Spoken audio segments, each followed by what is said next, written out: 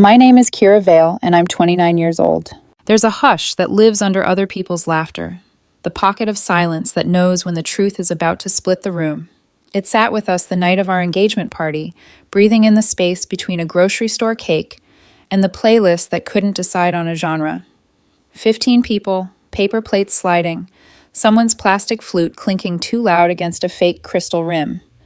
The ring on my finger, a simple $100 circle that Damon and I once called our starter promise, caught the kitchen light and winked like it knew more than I did. I used to love how light it felt. I thought that meant trust. Light enough to forget you're wearing it. Light enough to sleep with your hand on your chest and wake up smiling. Light, obvious, safe. That night, the air was heavy. Damon raised his glass. He'd put on the navy shirt I liked, the one that makes his shoulders look like a choice he meant to make. His smile was the public kind. Neat, rehearsed, surface bright. "Hey," he said, clearing his throat. "Quick toast." He didn't look at me.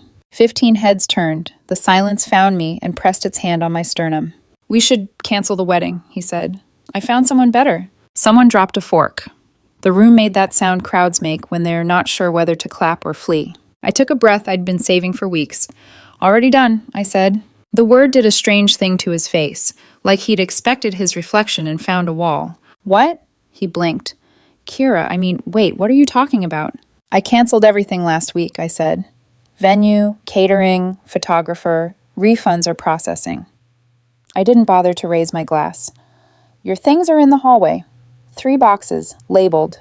A laugh tried to escape the far end of the kitchen and died halfway out. He stared at me the way people stare at a closed door they were sure would open. "You packed my stuff?" "Tuesday," I said, "while you were at your poker night." I even gave him the air quotes he'd given me. Petty? Maybe. Accurate? Absolutely. Here's what Damon didn't know. 3 months ago, he left his tablet open on the coffee table, logged into messages while he showered. I wasn't snooping. I was setting a timer for the garlic bread. Notifications bloomed across the screen like bruises. I didn't scroll. I didn't have to. One thread was enough. Sarah. Her name in that cautious, coded way people use when they're hiding in plain sight. The kind of messages that make you forget to breathe on purpose. I did not confront him. I did not cry, not where he could see. I started planning. A lawyer over coffee. A notebook with dates and amounts. Screenshots saved to a cloud folder named after a dead plant. I learned things about laws you don't want to know unless you need to. What counts when you're engaged but not married? What refunds look like on paper? Where deposits go when you're the card holder who decides to end the party politely in advance? "Kira, this is..." He looked around the room like there might be an exit marked "do over." "You can't just... Those deposits were paid on my card," I said. "And the venue's refund policy is generous if you cancel 6 weeks out." Which I did, last Thursday. He swallowed hard enough to make a sound. "Sarah." I rolled the name in my head so I wouldn't say it out loud. I didn't need her in the room. Not yet. "I'm taking my money from the wedding account," he said, jaw tightening into an angle he thought looked strong. "All of it." "Great," I said, pulling out my phone. "Your contributions, $3,600, were already transferred back to your checking this morning." The room tilted. You could almost hear him doing math. That's not right," he said, waving a hand at the air. "I put in more." "You told me you did," I said, soft. "You put in exactly $3,600. His eyes flicked. The first crack. I could have let it go. I didn't. "About the other transfers," I added, and watched his throat move. "The ones where $200 a month slipped quietly into your secret savings, from the wedding fund." Someone coughed. Someone else whispered, "Wow." He tried to smile. "Kira, come on, you're overreacting." "You use the same password pattern for everything, Damon," I said. "I didn't touch your money, but you should know your old checking account from college, the one your dad Victor co-signed, still has him as joint owner, and he's... particular." A flush climbed his neck. There it was, fear disguised as irritation. "You told my dad?" he snapped. "Victor and I had lunch last month," I said. "We talk sometimes." I left out the part where he'd asked me, gently, if Damon was happy, and I'd pressed my napkin so tight my fingers hurt. He reached for his phone. The room had shifted. The crowd was still there, but they were audience now, not guests. My party had become a theater. The cake sweated icing under the lights. "You can't just... Kira, I'm with someone who... This isn't even about you and me," he said, and then he made the mistake of smiling. It's about compatibility. I looked at the ring. It looked back at me, small and honest. Is compatibility married with 2 kids? I asked lightly. Did Sarah forget to tell you that part, or did you forget to ask? He froze. The fork someone dropped earlier gleamed at our feet like punctuation. How do you... Victor plays golf with someone who works near where she works, I said. Small world. He tried her name on his tongue, then swallowed it like a stone. You're lying. Call her, I said. Use the work phone. She loves that. He didn't. He called anyway, but it wasn't her. He called the air, the moment, the version of himself where he was the one ending things and walking away tall. He got voicemail. He hung up. The room began to breathe again, unevenly, like it had just run a long way and wasn't sure why. He set the glass down too hard. Fine, he said. I'll pack my things and go. You're late, I said. They're already at the door. He moved toward the hallway without looking at anyone. People made space for him like he was a storm cloud they'd just noticed. On his way out, he turned. There was a flicker there I almost recognized. The boy in him who used to buy me gas station tulips and text me pictures of dogs on the train. You'll regret this, he said, not quite steady. I almost told him I already had, months ago, in the heart of a night where I learned what silence really weighs. Instead, I nodded at the labeled boxes. You forgot your charger, I said, and handed it to him. He left. Someone finally exhaled. A friend I didn't know well, patted my shoulder the way you pat a couch to see if a stain is permanent. Do you want us to go? She asked. I looked around at the stray cups, at the ring that didn't feel light anymore, at the playlist that had given up and looped the same song. Yeah, I said gently. I think I want the night back. They filtered out, whispering. The last door clicked shut like a sentence ending. I washed the glasses alone. The water ran until the steam turned my face into a stranger in the window. I slid the ring off and set it on the counter, and for a long moment it looked exactly like what it was, a circle that doesn't know where to close. My phone buzzed. A text from Victor. Home safe?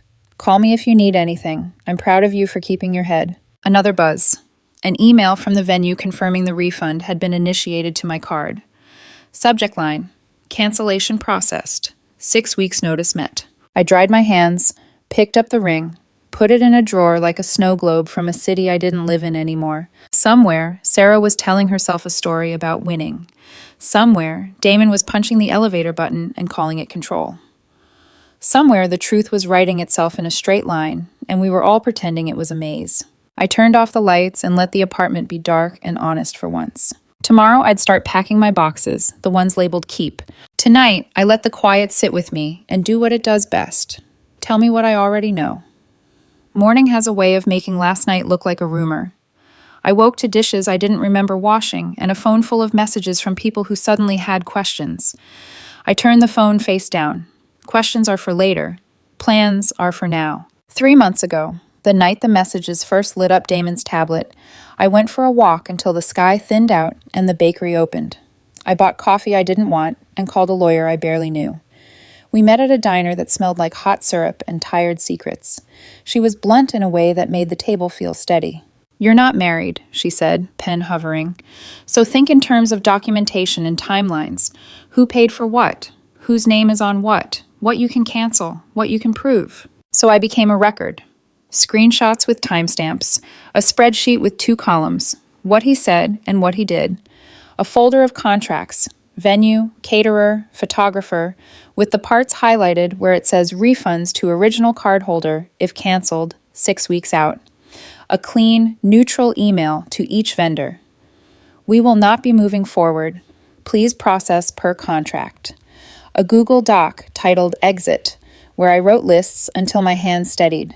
Utilities to move, boxes to buy, people to alert, parts of me to remember. Damon came home late that week smelling like the inside of a rental car and told me poker night ran long. I told him dinner could be reheated. We kissed like old coworkers who used to date. At the end of the month, I sat on the floor with the ledger from our wedding fund. He'd insisted on separate savings. We'll combine after the wedding, he said with a grin that dared me to call it a red flag. Every deposit of mine had a screenshot. Every deposit of his had a whisper. His numbers didn't match his claims. $500 sworn, $300 visible. The missing $200 crawled into a personal cushion he thought I couldn't see. I didn't touch it. I didn't need to. I only needed to know. The oldest rope in our life was his college checking account, an account that never quite closed because inertia is its own religion. His father, Victor Whitlock, had co-signed back then, and the bank, lazy in the way institutions get when nobody sues them, still listed him as joint. When Victor and I had lunch, I didn't throw Damon under a bus. I just set the bus down on the table and let Victor decide whether to start the engine. He's been distant, I said. I pretended to focus on my salad. Victor watched me like a father who already knew the pop quiz and was waiting to see if I'd show my work. A week later, he texted, "If you need me to step in on anything, banks, logistics, say the word. I will not enable cruelty." Cruelty, I'd learned, didn't always look like slammed doors. Sometimes it looked like a hand over a screen and a laugh that didn't include you. After the engagement party imploded, I called Victor. I didn't ask permission. I brought him facts. He's been transferring $200 monthly from the wedding fund to a separate account. He told me he contributed $500. His actual net deposit is $300. I already returned his $300 total to his checking this morning. There was a pause, then the soft scrape of a chair. And the separate account? Still linked to his college checking, I said. Your name never came off. He used his old password pattern. Of course he did, Victor said dry. I'll handle the rest. At 10:13 a.m., Damon called me with the bright rage of a man whose mirrors had started telling the truth. What did you do to my funds? Nothing, I said, slicing tape across a box labeled Kitchen Keep. Victor moved money in an account he co-owns to protect it, as is his right. You went to my father? His voice pitched higher, adolescence breaking through the polish. This is between us, Kira. You made it between at least 4 people, I said, calm, almost bored, because boredom was the only thing that kept my hands from shaking. You, me, Sarah, and the person she promised to leave soon. He was quiet long enough that I could hear the color drain from his face. What do you think you know? That she's married with 2 kids, I said, and that you are a terrible judge of NDAs. You're lying. Call her, I repeated. Use the number her husband doesn't check. He hung up. 5 minutes later, Victor texted me a screenshot of a bank action. Term deposit established. Owner, Victor Whitlock. Note, funds held pending proof of marriage to a faithful partner. Victor's sense of humor is the kind that sits in courtrooms and smiles politely. Damon arrived 20 minutes after that, already mid-sentence. You don't get to... Your boxes are by the door, I said, pointing. Clothes, shoes, I put the cables and chargers together so you don't end up stealing mine. He scoffed, but he checked the charger piles anyway. You think this makes you clever? You think anyone will side with you when they hear you stole my... I didn't steal anything, I said, weary of this particular song. Your wedding contributions are back in your checking. Your secret cushion is under your father's key because he refuses to subsidize your affair. If you want to take a moral position, at least pick one with an address. He opened his mouth, closed it, then tried another street. You canceled the venue. Yes. You didn't even ask me. You didn't ask me if you could lie to me for 3 months, I said, and every word came out clear as glass. This is me learning your language. My phone lit up, a message from a number I didn't have saved, a small blue circle with an unsentimental name. Sarah. We should avoid contact for a while. Something came up. Family. He saw it over my shoulder and reached for the phone like grabbing would rewind time. I tilted it away. She's busy, I said. Something about a husband with a long memory and a short temper. Give me the phone. You have your own, I said. But maybe don't call the work line again. HR hates romance. He flinched, then did his favorite thing. Pretend consequence was an opinion. This is dramatic, he said, trying for a laugh and failing. You're making a scene. The scene was last night, I said. This is cleanup. He wheeled the first box to the hallway, then came back like he'd forgotten something, and it turned out to be dignity. He rubbed a hand over his face. You know, Kira, people trade up. It's not personal. I thought about the ring in the drawer, the way it had dug a faint circle into my skin like a memory of a promise, not the promise itself. I don't trade, I said. I return. He waited for me to cry. I didn't. He stared like I'd broken a rule no one wrote down. The elevator doors opened with their usual soft sigh. He was 2 steps into the hall when he turned and threw the last part of himself he thought I'd catch. You'll be alone, he said. You know that, right? It landed between us, small and mean and not true. After he left, I sat on the floor and let the apartment be a map. The keep boxes formed a perimeter. The donate stack leaned like a friend who tells you when you've had spinach in your teeth. A single maybe box waited for me to admit that I already knew the answer. By afternoon, the vendors had responded with polite corporate condolences and timelines for refunds. The venue's email was almost cheerful. Your deposit of $3,000 will return to the original card within 5-7 business days. We wish you the best. The photographer sent a heart emoji I didn't know what to do with. I put it in the maybe box and closed the lid. When dusk stretched the apartment long and low, Victor called. His voice carried the calm of a storm that had already decided where to rain. "I'm sorry," he said first, "and I'm not sorry at all." "You don't have to—" "I do," he said. "I raised a son who knows better. He forgot." I wanted to say Damon wasn't a child. I wanted to say it wasn't Victor's fault. I wanted to forgive someone out loud. Instead, I told him the only thing that felt healthy. "Thank you for not pretending." He exhaled. "For what it's worth," he added, "my friend's friend confirmed the rest. Sarah's husband hired counsel. Company HR has been notified about the use of the corporate card. Damon may soon discover the cost of optimism." "Optimism?" I said. "The kind that spends other people's money." After we hung up, I opened a new document on my laptop. New city, list. Apartments near the river, commute times. The start date at the job that had chased me for months, and I'd been afraid to accept because I didn't want to rock the boat I was already drowning in. I clicked accept on the offer, and the screen congratulated me like a confetti cannon in a quiet church. Somewhere across town, Damon was probably telling a story where I was unreasonable and he was brave. Somewhere, Sarah was learning the difference between a secret and a silence.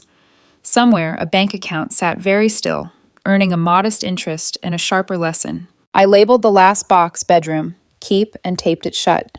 The apartment echoed in that way that means you're almost free. In the drawer, the ring waited without expectation. I left it there. It had done enough pretending for both of us. 2 weeks later, I woke up in a different city, different skyline, different silence, the kind that doesn't ask questions. The job started in 10 days, so I rented a small studio near the river, a place where nothing reminded me of blue shirts, wine glasses, or promises that came with expiration dates. The movers had dropped off my boxes, and I was still sleeping on the mattress on the floor when the first email came. Subject line, "You're a monster." Sender, Damon Whitlock. 19 more followed. Over the next 3 hours. They started in anger. "You planned this for months. Who does that?" Then slid into bargaining. "We made mistakes, Kira. Maybe we just need space. I'll come visit once you've calmed down." And ended in threats. "I know where you're working now. You think you can hide from this? I'll tell them who you really are." I didn't reply to any of them. Silence isn't weakness.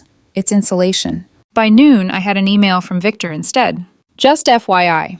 Damon attempted to access the term deposit. Bank flagged it as unauthorized. I've locked all accounts. He's claiming emotional theft now. My patience is finite." Attached was a screenshot of Damon's frantic email to the bank, accusing his father of conspiring with me. Underneath, Victor's dry comment. The irony of a cheater accusing others of conspiracy is almost poetic. I smiled for the first time in days. Then came the venue refund. $3,000. Clean. Official. Electronic. Landed straight back into my card. 2 hours later, Damon's email hit. "Half that refund is mine. You stole from me. Send my share by tomorrow or I'm lawyering up." I forwarded it to my lawyer friend, just a buddy from college who once represented a band that sued itself. He replied within minutes. He can't sue for a wedding he ended. Let him waste his retainer. So I did. By the end of the week, Damon actually found a lawyer, or tried to. Victor texted me again, screenshot attached. She asked me to pay for her lawyer to sue me and you for emotional damages. I suggested he use his secret savings. He hung up. I laughed out loud, which startled the couple walking their dog below my window. Then came the friends, the mutual ones. Damon had started calling people from our wedding list, spinning a tale of financial abuse and entrapment. According to him, I'd controlled all the money, forced him into lies, and emotionally cornered him. He forgot that people remember things. Camille, his oldest friend and my reluctant bridesmaid, called me. Her voice was low and deliberate, the way people sound when they're done protecting someone. "Kira," she said, "did you know Damon told me 3 months ago he was going to leave you after the wedding?" I didn't say anything. He said he just needed to make it through the ceremony. wanted to collect the gifts first, then walk away and keep the deposits. He called it strategic timing. My stomach didn't drop. It just clicked, like the last piece of a puzzle you never wanted to finish. "Thank you, Camille," I said quietly, "for telling me." She sighed. "He's burning every bridge, Kira. You did the right thing." When I hung up, I opened the Notes app and wrote a single line. "He would have married me just to leave me richer."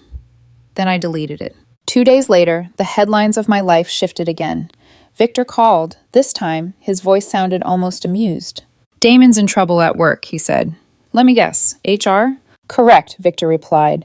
"Apparently your ex's new soulmate, Sarah, has a husband with lawyers. He subpoenaed Sarah's husband's corporate expense records.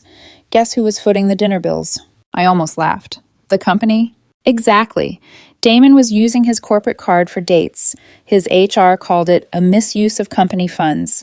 Sarah's husband called it grounds for divorce. Damon called me, begging for help. I told him to call you instead." I pictured Damon's face, pale, sweating through charm that no longer worked. And for the first time, I didn't feel angry. I felt done. But the chaos didn't stop there. 2 days later, I got a call from Helena, the property manager of my old apartment building. "Hi, Miss Vale. Sorry to bother you, but we have a situation." "What kind of situation?" "Your ex-fiancé is here, demanding to be let into your old unit. He says you're hiding his grandfather's watch somewhere inside." I laughed before I could stop myself. "Helena, both his grandfathers died before he was born." "I figured," she said. "He's yelling about heirlooms and legal rights. Should I call the police?" "Yes," I said, "please do." 10 minutes later, she texted me. Police came. He left. Very angry. Apartment still empty. Sorry for the noise. Later that evening, Camille messaged me again. "He's telling people you stole a priceless family watch. Claims it's worth $50,000. Victor confirmed the encore. "He asked me to verify that story so he could file an insurance claim," Victor said. I reminded him both grandfathers were cremated, with their watches. He called me a traitor. The following week, Damon's chaos found a new stage. He sent a long, dramatic email to my work inbox, a rookie mistake, since I hadn't even started yet. "You destroyed my life. You turned my own father against me. I can't find an apartment because of you. You need to make this right." Attached was a photo of an empty storage unit, as if proof of his misfortune were a confession I should sign. I didn't reply. Instead, I archived it in a folder labeled Noise. Because that's what he'd become. Noise that didn't need meaning anymore. 2 weeks later, another message arrived. This one wasn't from Damon. It was from Sarah. Subject, you won. The email was 1 line long. "He's unemployed. His wife filed for divorce. I hope you're proud." I stared at it for a moment, then closed it. No reply, no satisfaction, just silence. That night, I stood on my small balcony and watched the city lights hum. Somewhere out there, Damon was still writing himself as the victim in a story he authored with lies. But stories like his always end the same way, in disbelief. I wasn't angry anymore. I wasn't sad. I was just free. 3 quiet weeks passed. No emails, no calls, no drama. I almost believed he had finally accepted silence. Then Camille called. "Kira," she said, breathless, "have you seen social media?" "No, why?" "Because apparently you're dead." I sat up straight. "What?" She sent screenshots, a post from Damon's account. "I lost the love of my life in a tragic accident. Please respect our privacy during this difficult time." Below it, photos of us, black and white, filtered for grief. Hashtags like #GoneTooSoon and #LoveForever, and a link to a GoFundMe titled "Help Damon Heal, Funeral Expenses and Time to Grieve." He had raised $3,200 in donations. I didn't know whether to laugh or throw my phone. "He's faking my death for money," I said out loud to no one. Camille groaned. "People actually donated. They think you died in a car accident, or a workplace one. He keeps changing the story." Over the next 2 days, his posts got wilder. One said I'd been cremated in a private service. Another said the funeral was delayed due to investigation. Then someone commented, "Wait, didn't I just see her LinkedIn update last week?" That someone was Alec, a coworker from my old job. He commented publicly, "We literally spoke yesterday. She's alive, dude." The thread exploded. Dozens of people demanding refunds, others threatening to report him for fraud. Damon panicked. He edited the post, claiming it was a metaphor. "She's dead to me, not literally dead. You all misunderstood." But screenshots had already made their rounds. And once the internet smells blood, it doesn't stop. Victor called me later that night. laughing so hard he could barely speak. "Kira, you'll love this," he said between breaths. "Your ex just called asking me to confirm your death." "You're joking." "Oh no," Victor said. "He told me he needed proof for the insurance claim. Said since you were engaged, he must be your beneficiary." I couldn't help but laugh. "He really doesn't know how insurance works, does he?" Apparently not. I told him engagements aren't legal contracts. Then I reminded him that filing a false claim is a crime. The next morning, the GoFundMe was gone. Deleted, donations refunded, reputation in ashes. But Damon wasn't done embarrassing himself. A week later, I woke to 20 unread messages from old friends, all with the same subject line. "Have you seen this website?" The site's title glared from the top, mytruthaboutkira.com. He had made an entire page accusing me of abuse. Screenshots of our text messages, moments where I said okay when he claimed to be working late. He framed that as proof of control. Bank statements showing I earned more. Proof of financial dominance. Photos of the boxes I packed. Proof she threw me out with nothing. And then, tucked between his pity and performative outrage, were the screenshots he'd accidentally exposed himself with.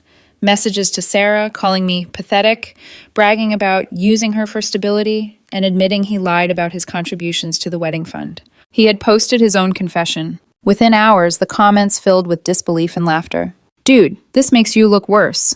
She literally returned your money. You bragged about cheating. You faked her death for cash. Sit down." Even Aunt Martha, Victor's sister, the one who still used Facebook like a diary, left a comment. "Sweetheart, this website makes you look like the villain, not her." By the third day, the site vanished, deleted, but the screenshots lived on, bouncing through group chats like gossip that came with receipts. From there, Damon's world collapsed inward. Sarah's husband filed for divorce. Corporate HR suspended Damon pending investigation for misuse of funds and conduct unbecoming. His coworkers unfollowed him en masse. His mother stopped answering his calls. And Victor, stoic, composed Victor, texted me one final time. I closed the term deposit, donated it to a charity for single mothers. Figured some good should come from all this mess. I stared at that message for a long time. It felt like the universe finally exhaled. As for me, I stayed in my new city, started my new job, found a small cafe where they know my name, but not my history. There's peace in anonymity. Sometimes, when I pass the jewelry store on 7th Avenue, I catch a glimpse of the window display, rings lined like promises on velvet, and I don't feel anger, just clarity. I even started seeing someone, Elias, quiet, grounded, kind in the ways that count. We're taking it slow. No grand gestures, no borrowed vows, just two people who know what silence should sound like. Damon, meanwhile, is exactly where his choices led him. Jobless, friendless, living with consequences he thought were optional. The irony, he once told me, "You're too cautious, Kira, you plan too much." Maybe he was right, because planning saved me. I don't check for his emails anymore, don't Google his name, don't keep souvenirs of the storm. Some endings aren't loud, they're just clean. So if you're ever tempted to think revenge looks like chaos, remember this. Sometimes it looks like peace. Like a quiet morning where no one's name sits on your phone. Like the weight of a ring you no longer wear. Like breathing without explaining yourself to anyone. When someone shows you who they are, believe them. And when they try to bury you, make sure you're already building somewhere else.